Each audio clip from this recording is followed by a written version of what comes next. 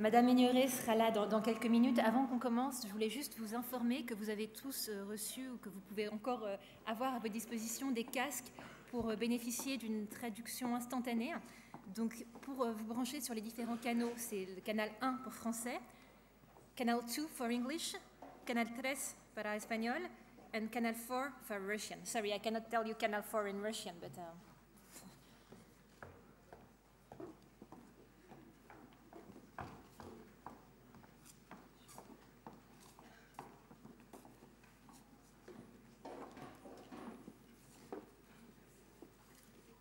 Plus de 290 millions de marchandises pirates et de contrefaçons saisies dans le monde en 2009. Parmi ces marchandises, il y a beaucoup de produits dangereux, tant pour la santé que pour la sécurité des consommateurs. Ces chiffres donnent l'idée de l'ampleur de la menace. Débattre de ces risques majeurs, c'est précisément l'un des enjeux de ce 6e congrès mondial sur la lutte contre la contrefaçon et le piratage. Alors, contre ces deux fléaux, quel rôle pouvons-nous jouer? Comment combattre les organisations criminelles transnationales? Autant de questions auxquelles nous tenterons de répondre, puisque l'objectif de ces 2 journées, c'est précisément d'échanger des points de vue et de dégager des solutions durables. Car les sanctions ne suffisent pas, il faut impérativement sensibiliser les populations sur les dangers que représentent la contrefaçon et le piratage. Alors, avant que nous commencions, je voudrais juste vous demander, afin que les débats ne soient pas perturbés par des sonneries intempestives, d'avoir la gentillesse d'éteindre vos téléphones portables. Et puisque nous sommes au chapitre des règles du jeu, je précise que c'est très important aussi que vous soyez aussi ponctuels que possible, puisqu'on a un planning extrêmement serré et que nous allons tout faire pour essayer de nous y tenir. Je profite aussi de cette entrée en matière pour vous dire quelques mots de l'exposition Contrefaçon, la vraie expo qui parle du faux. Je pense que Madame Aigneré vous en parlera beaucoup plus longuement.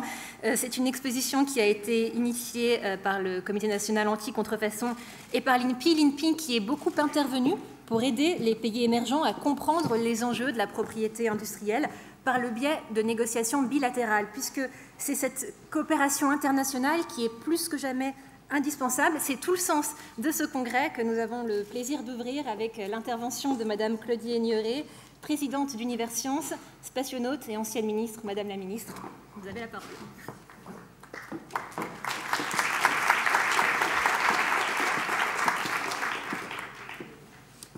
Merci, Madame.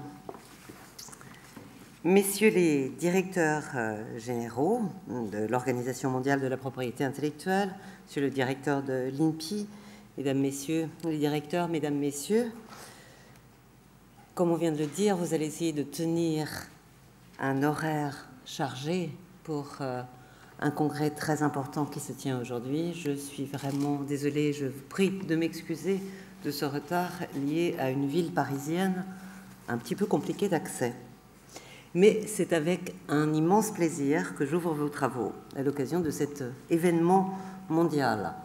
Ça n'est pas si fréquent à Universcience, dans cette belle maison, que d'accueillir un congrès mondial, votre congrès mondial sur la lutte contre la contrefaçon et le piratage.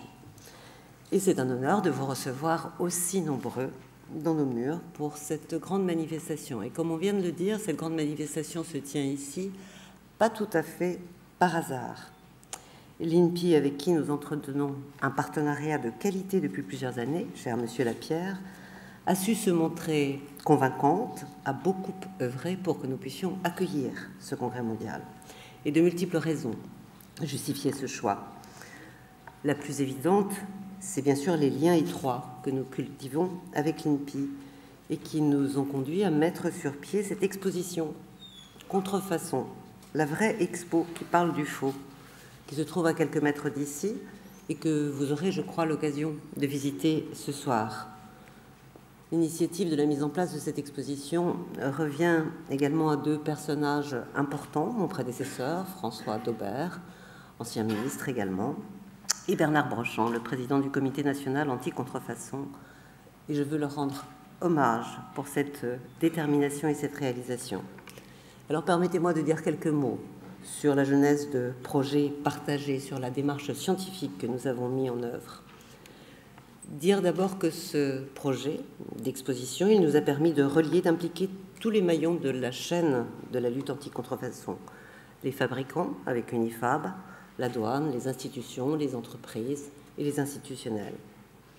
Dire aussi qu'au-delà de ce partenariat remarquable entre l'INPI et Universcience, cette exposition a permis de fédérer de nombreux secteurs d'activité économique pour qui cet engagement dans ce projet relevait d'un acte militant et citoyen. On vient d'en parler, de l'importance de pouvoir impliquer chaque citoyen dans une sensibilisation, une compréhension de ces phénomènes.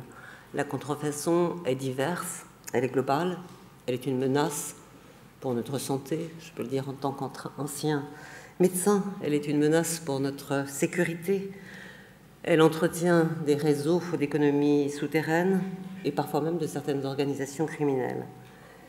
C'était donc un devoir que de montrer, d'informer, d'avertir, de mieux faire comprendre les impacts d'un sujet de société qui touche à notre vivre ensemble. Le but était de donner à nos visiteurs des clés de compréhension pour le faire réfléchir et puis éventuellement modifier ses comportements de consommateurs, comportements de citoyens. En ce sens, je crois que cette exposition montre bien ce qui est le propre de la mission de cet établissement qui vous accueille, partager des éléments de la culture, de la science, de la technologie, de l'économie, parce que ça peut considérablement éclairer nos choix et nous aider à anticiper leurs conséquences. Cette exposition, vous le verrez, elle est présentée de manière ludique, de manière pédagogique. Elle permet de s'instruire en s'amusant. C'est la façon dont on essaie de le faire dans cette maison. C'est aussi une mission éducative que doit jouer Universcience pour faciliter le partage des connaissances, donner ses clés de compréhension, susciter l'éveil, susciter la curiosité, se faire poser des questions différemment, ne pas se laisser trop imprégner par des flux d'informations sans avoir quelques clés pour mieux y circuler. Et je crois que nous ne nous sommes pas trompés avec cette exposition, puisque déjà 200 000 personnes l'ont visitée. Ça représente 25 000 visiteurs par mois qui passent, qui réfléchissent grâce à cette exposition. Et vous le verrez ce soir, cette exposition dévoile la diversité, l'importance du phénomène de la contrefaçon, ses enjeux globaux, ses enjeux juridiques. Elle sensibilise aux droits de la propriété intellectuelle, à la protection de la création et de l'innovation. La contrefaçon menace en effet l'innovation, alors que celle-ci doit être protégée, encadrée. C'est un sujet qui m'est cher parce que cette maison Universcience, vous aurez sans doute l'occasion de le découvrir, c'est aussi une vitrine du savoir-faire scientifique, savoir-faire technologique. Nous avons des espaces dédiés à l'innovation, à ses usages, à ses applications. Le propos est non seulement d'aller vers une démarche scientifique et de rigueur, mais aussi d'être sensibilisé à ce qui peut encore apparaître des boîtes noires de l'innovation, si on n'essaie pas d'y pénétrer un peu et de mieux les comprendre. Donc des espaces dédiés à l'innovation, Tech Gallery, observatoire des innovations, qui permet d'expliquer au public le processus d'innovation technologique dans toutes ses dimensions, et bien sûr l'importance de la propriété intellectuelle qui vous réunit aujourd'hui. Et vous allez pendant ces 2 jours discuter de sujets passionnants. Ce 6e congrès mondial mettra l'accent sur la recherche de solutions durables, en présentant bien sûr les menaces que représente la contrefaçon, le rôle des entreprises pour promouvoir le respect de la propriété intellectuelle. Je ne vais pas prendre la parole plus longtemps, simplement vous souhaiter des travaux riches, des travaux fructueux, des échanges dans vos diversités d'approches. Et puis j'ajouterai peut-être quelques moments agréables passés ici dans cette Cité des Sciences à Universcience. Je vous souhaite une très bonne journée de travail. Merci.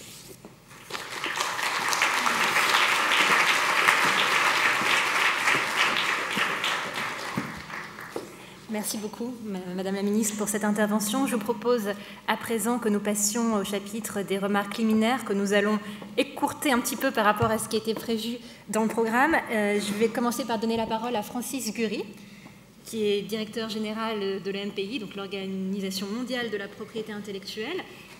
Monsieur Gury, bonjour. Qu'attendez-vous de cet événement? Qu'attendez-vous de cet événement? Bonjour. Bonjour. Permettez-moi tout d'abord de saluer tout le monde, de souhaiter le bonjour et de bienvenue à tout le monde de la part de l'Organisation mondiale de la propriété intellectuelle. et de dire comment nous sommes à l'Organisation mondiale de la propriété intellectuelle contents d'avoir la possibilité de coopérer dans ce partenariat. Qu'est-ce qu'on attend? Je pense justement ce qu'on attend de ce congrès, surtout, c'est le renforcement de la coopération entre toutes les autorités que vous voyez représentées ici sur le podium. Et pourquoi? Parce que nous faisons face, je pense, d'un problème d'une très grande complexité. C'est un problème qui est multidimensionnel. Il y a une dimension économique, il y a une dimension culturelle, il y a une dimension sociale, il y a une dimension politique à la contrefaçon et la piraterie. C'est aussi un problème qui est de nature internationale maintenant, et je pense que c'est pour ces raisons un problème qui exige une coopération entre toutes les autorités qu'on voit représentées ici sur le podium, notamment les autorités nationales qui coopèrent au fin d'un problème international, mais aussi les organisations business, la Chambre de commerce internationale, l'Organisation mondiale de la douane, Interpol. Je pense que cette coopération, justement, est absolument indispensable vu la nature du problème. Merci beaucoup. Alors, s'il est une institution